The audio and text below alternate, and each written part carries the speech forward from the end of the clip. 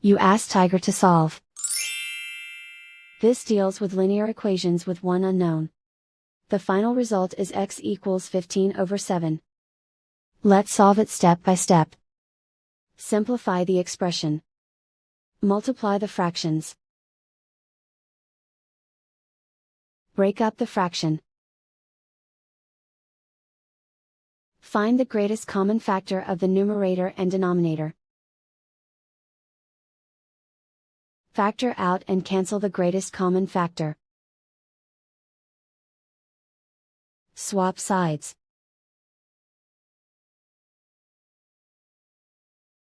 Group all constants on the right side of the equation.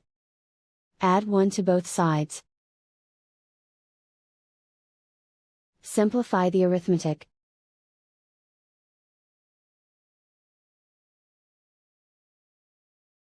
Isolate the x. Multiply both sides by inverse fraction 3/7. Group like terms. Multiply the coefficients.